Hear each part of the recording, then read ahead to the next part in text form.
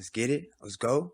Tej Fredo checking in. So today we have on the board Charleston White leaks phone conversation between him and T.I. There's been a lot of back and forth between the two of them. So today we'll see the video ourselves and react to it together as a game for Dayz Podcast family, so we can walk away from it with our own opinion. Let's get it. Let's go. My son King, he recently went off on you too. Yeah, little yellow boy. Boy, them yellow boys be a motherfucker. What? Yeah. Them little yellow fucking boys, when they don't have no identity, boy, that yellow nigga go all out trying to prove to you he tough in a motherfucker. Yeah, only to get in jail and realize, boy, it's hard on a yellow nigga in jail. He went off on me because I said, yeah, isn't that little ugly mother King too? Well, I remember when Paris Hilton was going through what she was going through. Her and that other girl, Nicole Richie, they stayed in the public's eye in the tabloids because they were celebrities' children. Bobby Christina, when she was going through what she was going through, stayed in the tabloids. Lil Bow Wow, so going through what he was going through, He was stayed always in the tabloids. Bow Wow. What's different about them? Inquiring minds can't speak on people no more. Do Wendy Williams get beat up for having opinions? If the baby come home from the hospital and the baby ears sit too low, and everybody looking at the baby and saying, "Oh, the baby cute." Can't nobody say, "Well, what's wrong with his ears? Why is ears looking so low? You think that girl was drinking beer and wine? You think this is a drunk baby? Why can't nobody say, man, that little motherfucker, oh, no, that baby ain't cute. Y'all stop saying it." So you mean tell me can't nobody say that? Hey, there always has to be somebody that speaks the uncomfortable truth. But if it's real and it's the truth, it shouldn't matter as long as it's said respectfully, right? You don't want to say things rude. You don't want to say things out of pocket or with the wrong tone of voice, but you should always be able to speak your mind and have enough balls to be yourself. Let's get it. Let's go. That's all I was. So I'm saying, here you got two unruly young men. These ain't no adolescents. These ain't no boys. These is 18-year-old men that can go to the military, that can go to jail. They can go to jail. They can get life in prison or get the... You see how he said go to jail twice? He said that can go to jail, that can go to jail, that can get life in prison. He said those three things ASAP. death penalty at this age. And Who's still talking to them and the death penalty? That nigga's crazy. Like they kids. When they unruly, disrespectful, and violent. One of them told a gun. They smoke weed publicly, and they disrespect grown folk. I beat your ass, old nigga. We go to... So, well, how, man, what you mean we can't say none of these little motherfuckers? So if I see them at the store, I can't say none of them niggas? And if they say, fuck you, nigga, I got to be willing to kill them like they 30, nigga. Because they'll kill me. I work on a whole lot of capital murder and death penalty cases, nigga. 18, 19-year-old. You ever seen an 18-year-old whoop a 45, 50-year-old nigga? Boy, it ain't nothing pretty.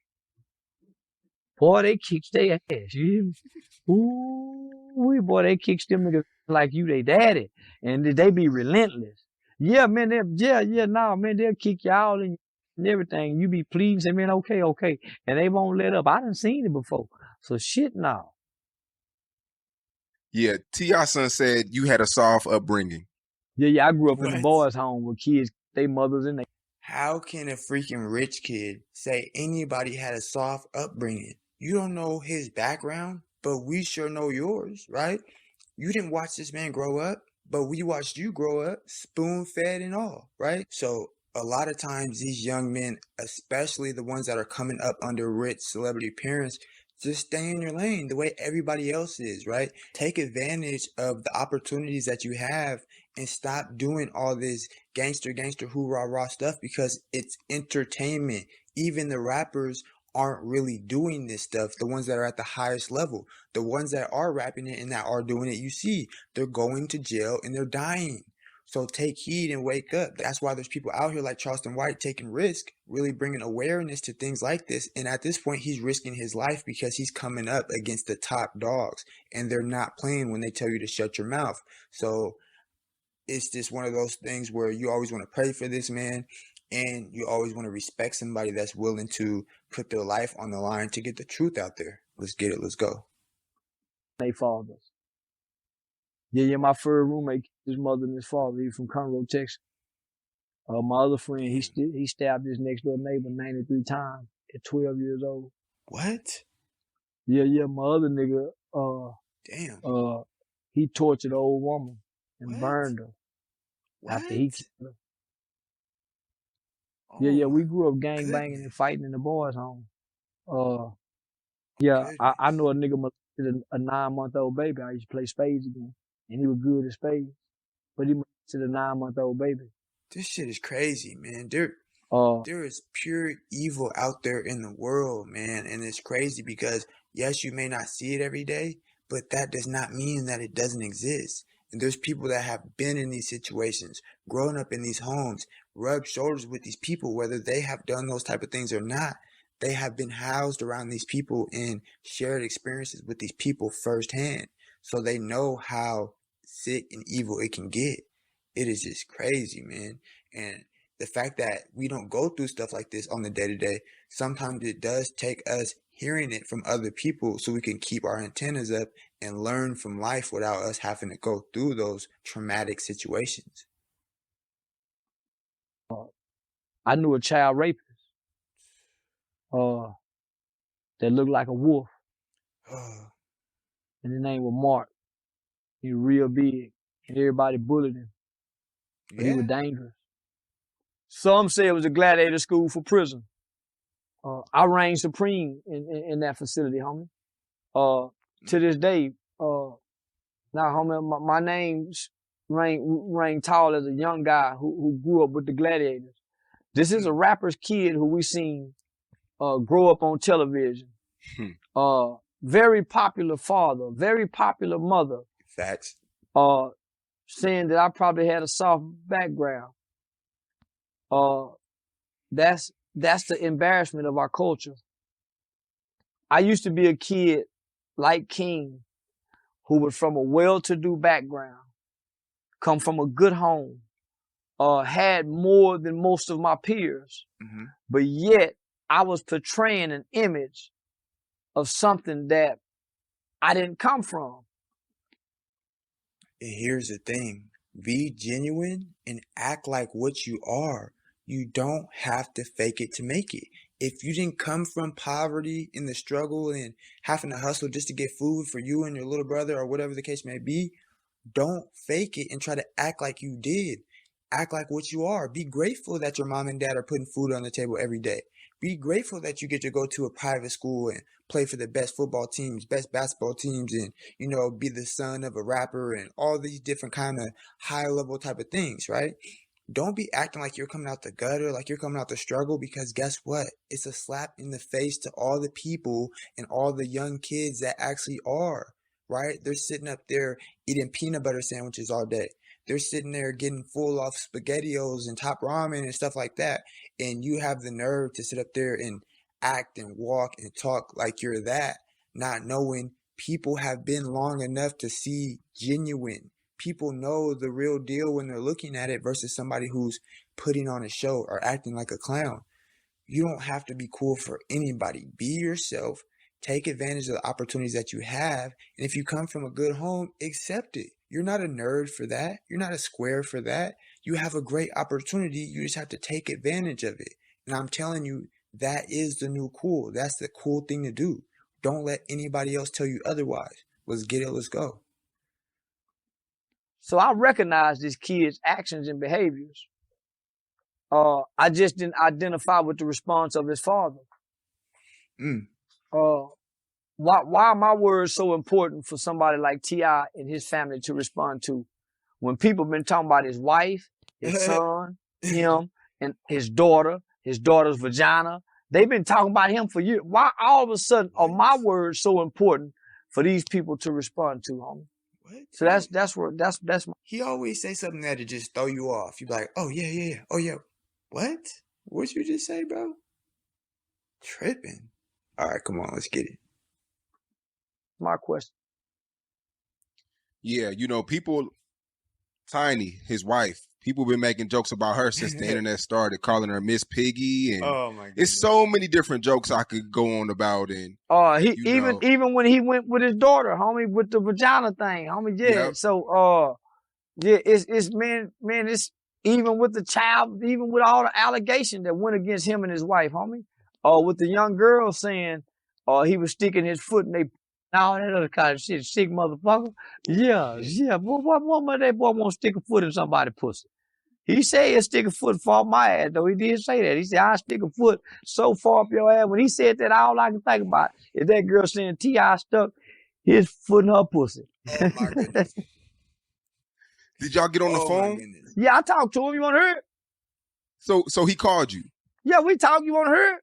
Yeah. Now, I'm going to send it to TMZ. I'll play you a little bit. Like, how'd he get your number? I'll play it a little. Well, I'll play it a little bit. He's cold. I'm going to sell the rest of TMZ. Hold on.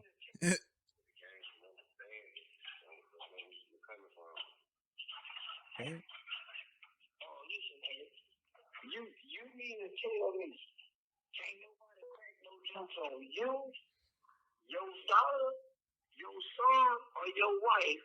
You ready to crash out? Nigga, you a celebrity now. I ain't no celebrity here. So in our world, all celebrities is fair game, right? Nigga, you. Damn. Oh, it got deep. It didn't end well. I sent it to you, but it got deep. I didn't end well at all. Because he had another nigga on the phone, KP. His partner, he had KP on the phone. So the nigga KP saying something. So in my mind, I'm thinking T.I., me and him supposed to be talking man to man. What this other nigga on the phone talking for?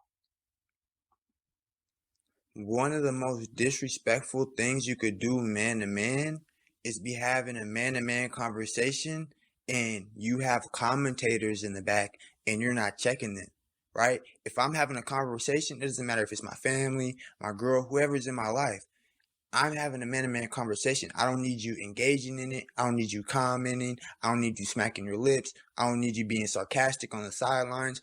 I need you to mind your business if you're in the vicinity. And if you're able to hear, you don't need to comment. You can be engaged and listen to the conversation. But other than that, every man is talking for themselves. And it's an A and B conversation when it's a serious conversation. It's not an A, B, and C. So yes, that can be seen as a sign of disrespect. Especially for somebody like Charleston, you know what I'm saying? Who you talking about we? You ain't no comedian. So you niggas gonna make me explain myself to both of y'all? At this point, nigga, fuck your understanding. Because they said they want to get an understanding. So if you trying to get an understanding, allow me to explain myself and don't cut me off. But if you cut me off, you ain't trying to get an understanding, nigga. Or you will hear me out. Facts. So at that point, fuck a understanding. Cause I don't want now. Y'all and y'all feelings. It's all business with me. I'm playing for the position. This is a business move for me, brother. Yeah, talking about your kids, this is a business move for me. Marketing genius. Now you upset about it, so you and your feelings. Oh, this is business for me, nigga. Smart. So, at this point, I don't need an understanding, my nigga. I done already checked. Hey. And Tej Pharrell always tells you, think with your head, not your heart. And I tell you that for a reason, because that's the key to success. While other people are getting out of character and being all wild and their kids are being all wild, Charleston is sitting up there doing interviews, calm, poised, and calculated, and he's capitalizing from each time that he gets a response from somebody that's bigger than him, which is really what you're supposed to be doing if you're playing chess and not checkers. Let's get it. Let's go. Take notes, baby. Made it. Me and T.I.'s into it. Fuck your understanding, nigga. And I ain't trying to help no nigga get down, so I got off the phone. Ooh. How much do you want to sell that audio to TMZ? What you looking for? $10,000. I got 2 of them. Hey, he already know the price and everything. He's ready. So you already see it for yourself, man. Charleston White leaks the convo between him and T.I. and touches on just overall how he feels in the situation. He's a very strategic individual, and a lot of times when people see him as being out of control, crazy, and all these different kind of things, these are calculated moves so where he can continue to and T.I. is continuing to because what can you gain sitting there going back and forth with a person who's way smaller than you? You're just going to make Charleston bigger and you're going to make yourself look stupid, right? So at this point, we could all learn from this. If you're in a good position or you're on your way to a good position, don't let anybody slip you up with this.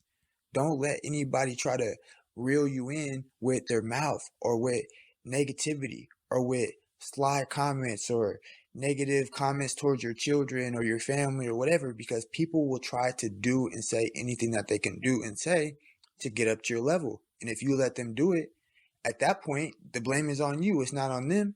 All they did was speak. And talking in America is not illegal. You could, First Amendment, right? You could speak, right? So you got to understand. I think it's like first or second. I don't know. It's either first or second. Well, don't tell me I don't know my rights. I know my rights, man. I know my rights, man. But anyway, man, yeah, man, let's learn from this. Let's be smart. Let's keep going, keep growing. And yeah, continue to keep tuning into this Game for Dayz podcast. I'm going to keep dropping them bangers, keep dropping that good game, and pushing that loving, God-fearing energy into the community, man. Let's get it. Let's go. Go ahead and hop in that description box. Check out that merch. You see something you like, go ahead and grab it. Also, go ahead and hop in that description box and follow that Instagram. And as always, if you like the direction that we're headed with this thing, which is straight to the top, and you feel like you want to support, go ahead and hop in the description box and send a Cash App if it's on your heart. Let's get it. Let's go. Fredo, checking out.